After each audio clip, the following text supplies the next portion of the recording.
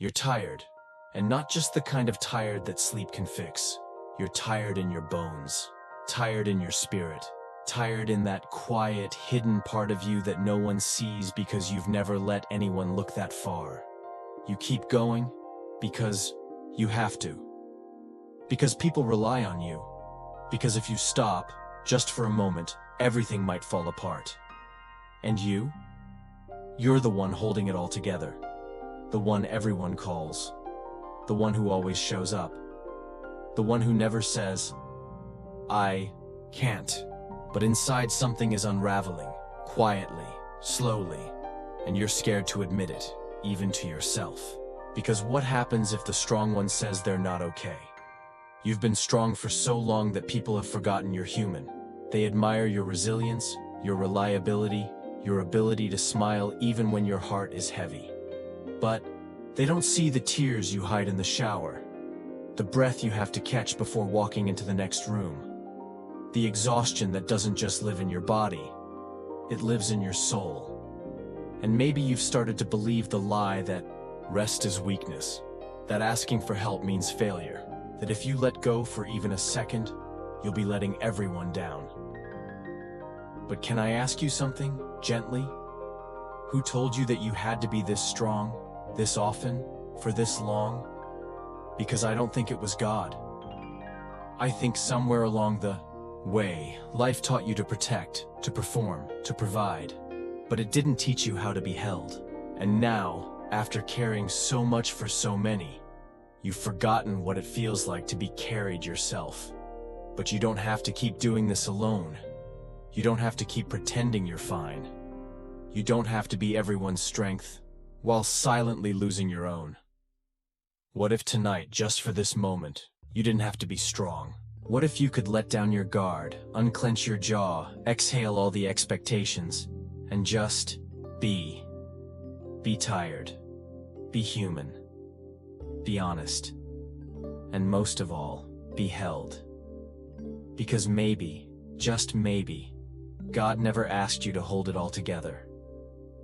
Maybe He's been waiting for you to let it fall, so He can finally hold you. Her name was Jamie, a mother of two, a manager at work, a caretaker for her aging parents, and the person everyone called when things went wrong. If something broke, she fixed it. If someone cried, she held them. If a birthday needed planning, if a bill needed paying, if a crisis erupted, Jamie was the one who showed up. Strong, steady, reliable. No one saw the way she woke up at 3 a.m., heart racing with anxiety. No one knew she sat in her car for 10 extra minutes before going into the house. Not because she didn't love her family, but because she didn't know how to switch from holding it together at work to holding it together at home. Jamie had learned early in life that being strong kept people safe. And so, for 30 years, she built her identity around that strength. But one afternoon, standing in line at the grocery store, she felt her chest tighten. Not from panic, but from something she couldn't name. The woman in front of her was talking on the phone, her toddler tugging on her sleeve. The register beeped steadily, and suddenly Jamie felt like the whole world was moving too fast and she couldn't keep up anymore. That night, after the kids were asleep, she went into the bathroom, turned on the faucet so no one could hear, and cried until her body shook. She didn't even know what exactly had broken. All she knew was that she couldn't do it anymore. Not like this. Not on empty. Not while smiling through the weight. She whispered into the silence, God, I'm so tired. I don't want to be strong anymore. She expected shame or silence. But what surprised her was the sense that, for the first time, in a long time, someone was actually listening. Not her friends, not her family, but God. Listening. Not asking her to push harder. Not giving her a list of things to fix. Just present. Gentle. Unmoving. It didn't fix the circumstances. Her job was still demanding. Her parents still needed help. Her kids still needed her attention. But something shifted in her. She began doing something radical. Something she had never given herself permission to do before. She started asking for help. She told her sister she needed someone to watch the kids for an hour. She told her boss she was overwhelmed. She told her friend at church that she was lonely. And, for the first time, Jamie saw something she had never dared to believe. Her value wasn't in how much she could carry. It was in the fact that she existed at all, and that she was loved, even when her arms were empty. She started walking slower, sleeping more, reading her Bible without guilt, not trying to finish a chapter, but just to hear one sentence that reminded her, "You are not alone." And in those quiet mornings before the house woke up, as the sun filtered through the blinds and the coffee warmed her hands, Jamie began to understand. God had never asked her to be unbreakable. He had asked her to be real, and real meant resting. Real meant needing. Real meant saying, "I can't do this without you." That was the day her healing began. Not when she got stronger, but when she allowed herself to stop. My daughter, I see you. I've seen every moment you held your breath instead of falling apart. Every time you smiled through the ache, every time you said, "I'm fine," when you were anything but. I saw you carry burdens that were never yours to hold alone. I watched you wipe your own tears in silence because no one else noticed. I watched you give and give and give until you forgot that you were never meant to be the only source of strength in the room. You've been praised for your resilience, admired for your endurance, even applauded for being so strong. But I never asked you to build your identity around being unbreakable. I created you to be human, tender, dependent on me. Not because you're weak, but because I am near. I didn't design you to survive by holding everything on your own shoulders. I designed you to thrive by resting in mine. You've spent so long believing that your worth is measured by how well you perform under pressure. But I want to remind you, your value is not in what you do. It's in who you are, and you are mine. Come to me, weary soul. I will not give you a new task to complete. I will not tell you to try harder. I will not wait for you to be stronger before I come close. I am already here, and I want to carry what's been crushing you. I want to breathe peace into the parts of you that forgot what peace feels like. I want to quiet the voice in your mind that says, "You'll disappoint everyone if you stop moving." I want to sit with you in your stillness and show you that you are loved, not for how you hold it all together, but simply because I delight in being with you. You are not a machine. You are not a solution.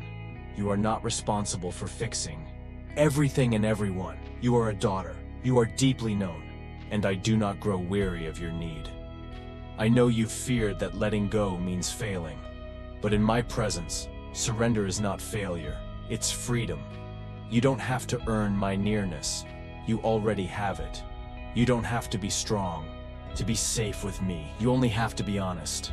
Bring me your tired bones, your scattered thoughts, your empty heart. Bring me the part of you that doesn't know how to rest. I will teach you. I will cover you with gentleness. I will remind you that rest is holy, that weakness is not a curse but an invitation for me to be your strength. Let me in, not just to the places you've polished for others to see, but into the places that shake behind the scenes, the parts that cry in the dark and doubt in the quiet. I am not ashamed of your exhaustion. I am not disappointed in your tired soul. I've walked with you every step you carried what others couldn't see. And now, I want you to know, you don't have to carry it anymore. I've got you. I always have, and I always will. So breathe, my child. Let the weight drop. Let the tears come. Let the silence hold space for healing. You were never meant to be the strong one forever. You were meant to be held. Maybe this is the beginning, not the end. Maybe the moment you stopped pretending to be strong is the moment heaven began rebuilding you from the inside out. Maybe you're not falling apart at all. Maybe you're finally falling into the arms of the one who's been waiting for you to let go.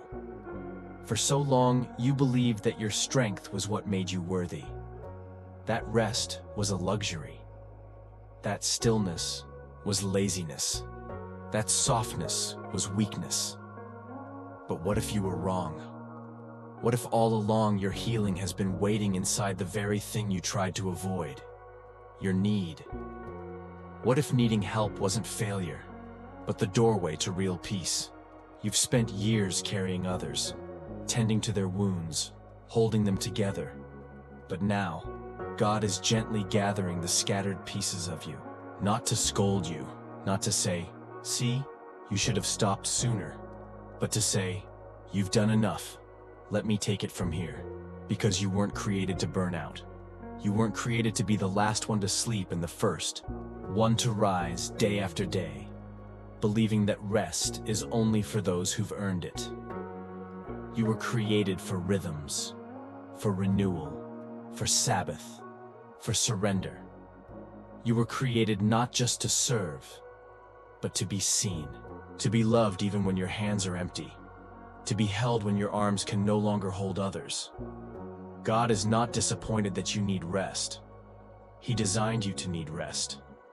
And in this place, where your strength has worn thin and your smile has faded into silence, you are not less, you are closer. Closer to your honest self, closer to healing, closer to God. Because it's in the unraveling that He weaves you new. It's in the quiet that He rebuilds what the noise wore down. It's in the stillness, in the slow breath, in the whispered "I can't anymore" that He meets you. Not as a taskmaster, but as a comforter. There's a new way ahead, not built on performance, but on presence. Not based on what you can carry, but on who carries you. You don't need to climb out of your exhaustion before you're worthy of joy. You don't need to bounce back before you're allowed to rest. You can start now, with small steps, with slower mornings, with grace that lets you say no without guilt, with prayer that sounds more like exhaling than performing. You can start by believing this truth.